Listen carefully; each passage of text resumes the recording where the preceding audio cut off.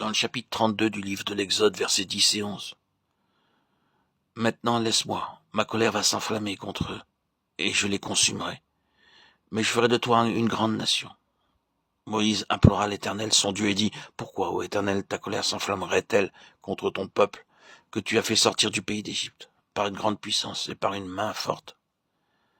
Moïse avait fait un choix, et pendant 40 années, il est resté au milieu de ce peuple, alors qu'il aurait pu jouir d'une vie bien différente. Il avait volontairement choisi de demeurer avec le peuple d'Israël et de ne pas l'abandonner. Cependant, durant ces 40 années, il passa par de très grandes souffrances. C'est ainsi que sont les voies de Dieu. Quand nous sommes introduits dans les voies de Dieu, nous devons savoir que ce sont des voies de souffrance. C'est le chemin que nous devons suivre si nous sommes appelés par Dieu. Nous ne pouvons pas apporter les richesses spirituelles autrement que par la souffrance. Ce qui apporte la richesse, c'est la vie. La vie est libérée par la croix, et la croix nous introduit dans les voies de Dieu pour nous apprendre à mourir à nous-mêmes. La croix continuera son œuvre dans les profondeurs de notre être pour libérer la vie. Plus les voies de Dieu sont profondes, plus la souffrance devient notre partage. Il n'y a pas de ministère autrement. Cela a été pour Moïse.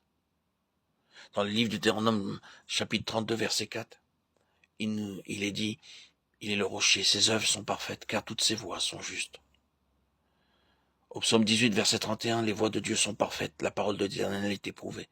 Il est un bouclier pour ceux qui se confient en lui. » Psaume 77, verset 11 à 14, « Je dis, ce qui fait ma souffrance, c'est que la droite du Très-Haut n'est plus la même.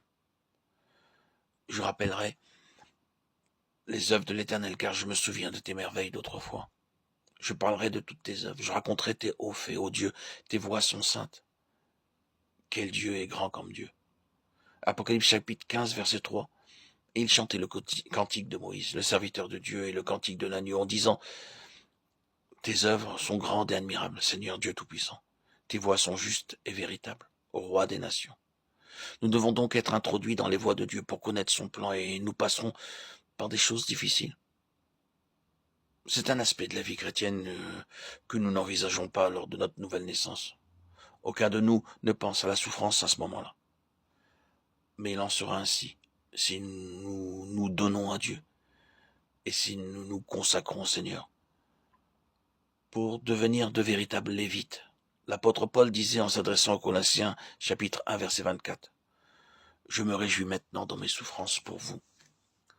Et ce qui manque aux souffrances de Christ, je l'achève en ma chair pour son corps qui est l'Église. » En d'autres termes, ce verset veut dire que nous avons part aux souffrances de Christ. Ce principe se trouve également dans le livre du Lévitique au chapitre 2 à propos de l'offrande de farine. Ce passage nous parle de la marche du Seigneur Jésus et de ses souffrances. Souffrance invisible par le verset 4 pour ce qui est cuit dans le four et souffrance visible dans les versets 5 à 7. Si ton offrande est un gâteau cuit sur le gris, il sera fait de fleurs de farine pétrie à l'huile.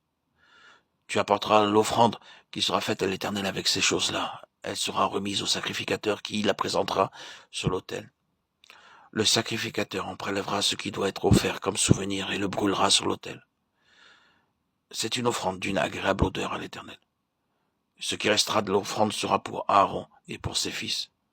C'est une chose très sainte parmi les offrandes consumées par le feu devant l'Éternel.